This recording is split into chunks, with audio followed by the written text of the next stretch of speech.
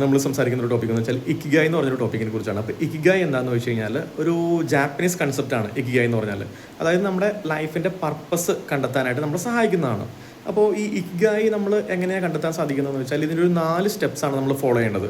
Ikigai കണ്ടെത്തി കഴിഞ്ഞാലുള്ള benefit എന്താണെന്ന് വെച്ചാൽ നമുക്ക് ഓരോ ദിവസവും രാവിലെ എഴുന്നേൽക്കുമ്പോഴും നമ്മുടെ ലൈഫ് വളരെ റിഫ്രഷിങ്ങും വളരെ ജോയ്ഫുൾ ആൻഡ് ഹാപ്പി ആയിരിക്കും. കാരണം നമ്മുടെ ലൈഫിൻ്റെ പർപ്പസ് നമ്മൾ കണ്ടെത്തി കഴിഞ്ഞാൽ തീർച്ചയായിട്ടും നമുക്ക് വളരെ സാറ്റിസ്ഫാക്ഷൻ ലഭിക്കുന്നതും നമ്മുടെ ലൈഫ് വളരെ മീനിങ് ഫുള്ളായിട്ട് നമുക്ക് തോന്നുന്നതും ഉള്ള രീതിയിൽ നമുക്ക് കൊണ്ടുപോകാൻ സാധിക്കും.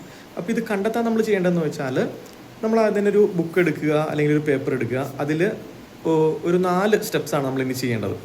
ഈ ബുക്ക് നമ്മൾ എടുത്തു കഴിഞ്ഞിട്ട് ഇതിൽ നമ്മൾ സ്റ്റെപ്പ് 1 എന്ന് പറഞ്ഞാൽ ഒന്നാമതായിട്ട് നമ്മൾ ചെയ്യേണ്ട കാര്യം നമ്മുടെ ലൈഫിൽ നമുക്ക് വളരെ പലതരത്തിലുള്ള പാഷൻസ് ഉണ്ടാവും. എന്തൊക്കെയാണ് നമ്മുടെ പാഷൻ എന്നുള്ളത് അതിൽ എഴുതുക. 1 2 3 4 എന്ന നമ്പർ ഇട്ട് എഴുതുക. നമ്മുടെ ലൈഫിൽ നമുക്ക് പാഷൻസ് ഉള്ളത് എന്തിനോടൊക്കെയാണെന്നുള്ളത് എഴുതുക. അത് കഴിഞ്ഞ് നമ്മൾ രണ്ടാമത്തെ സ്റ്റെപ്പ് എന്ന് വെച്ചാൽ നമ്മൾ ചെയ്യേണ്ടത് രണ്ടാമതൊരു കോളം നമ്മൾ വരച്ചിട്ട് അതിൽ ഈ പാഷനുള്ള കാര്യങ്ങൾ എഴുതിയതിൽ നിന്ന് ഏതൊക്കെ കാര്യങ്ങൾ ചെയ്യാനുള്ള സ്കില്ല് നമുക്കുണ്ട് ആ കാര്യങ്ങൾ മാത്രം പെറുക്കിയെടുത്ത് രണ്ടാമത്തെ കോളത്തിലേക്ക് എഴുതുക. ഇപ്പോൾ ഒന്നാമത്തെ കോളത്തിൽ ഒരു വിഷയം എഴുതിയിട്ടുണ്ടാവും, കുക്കിംഗ് എഴുതിയിട്ടുണ്ടാവും, ഡാൻസിങ് എഴുതിയിട്ടുണ്ടാവും, ഡ്രോയിങ് എഴുതിയിട്ടുണ്ടാവും, ആക്ടിങ് എഴുതിയിട്ടുണ്ടാവും. പല പല കാര്യങ്ങൾ നമുക്ക് പാഷനുണ്ട്. ഫുട്ബോൾ നമുക്ക് പാഷനുണ്ട്, അതൊക്കെ നമ്മൾ എഴുതിയിട്ടുണ്ടാവും. പക്ഷേ പലതിലും നമുക്ക് സ്കില്ലുണ്ടാവും, പലതിലും സ്കില്ലുണ്ടാവില്ല. സ്കില്ല് നമുക്കുള്ള കാര്യങ്ങൾ മാത്രം രണ്ടാമത്തെ കോളത്തിലേക്ക് എഴുതുക എന്നുള്ളതാണ് സ്റ്റെപ്പ് 2. ഇനി മൂന്നാമത്തെ സ്റ്റെപ്പ് എന്ന് വെച്ചാൽ മൂന്നാമത്തെ കോളം നമ്മൾ ആ ബുക്കിൽ വരയ്ക്കുക.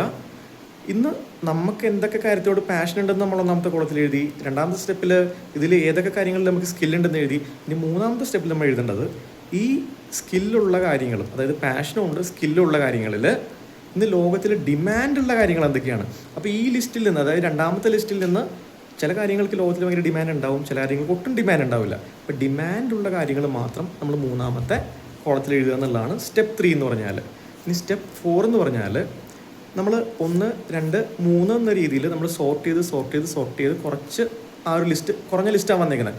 ഈ ലിസ്റ്റിൽ നിന്ന് ഏതൊക്കെ കാര്യങ്ങൾ ചെയ്താലാണ് നമുക്ക് മോണിറ്ററി ബെനിഫിറ്റ് കിട്ടാനായിട്ട് സാധ്യതയുള്ളത്.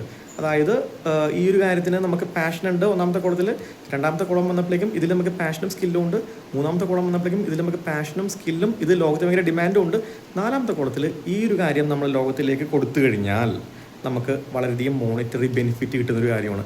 അത്തരത്തിലുള്ള കാര്യങ്ങൾ ചെയ്തു കഴിഞ്ഞാൽ നമുക്ക് നമ്മുടെ ലൈഫിൽ വളരെയധികം സക്സസ്ഫുൾ ആവാൻ സാധിക്കും. കാരണം ആ കാര്യങ്ങളാണ് യഥാർത്ഥത്തിൽ നമ്മുടെ പർപ്പസ്, അതായത് നമ്മുടെ കോളിംഗ് എന്ന് പറയും. നമ്മുടെ പർപ്പസ്, അതായത് we are made for that എന്ന് പറഞ്ഞ കാര്യങ്ങൾ. അപ്പോൾ അത്തരത്തിലുള്ള കാര്യങ്ങൾ നമ്മുടെ ലൈഫിൽ നമ്മൾ കണ്ടെത്തി അത് ഫോളോ ചെയ്ത് കഴിഞ്ഞാൽ നമ്മുടെ ലൈഫ് വളരെ ഹാപ്പിയും ജോയ്ഫുള്ളും ആയിരിക്കും. Thank you.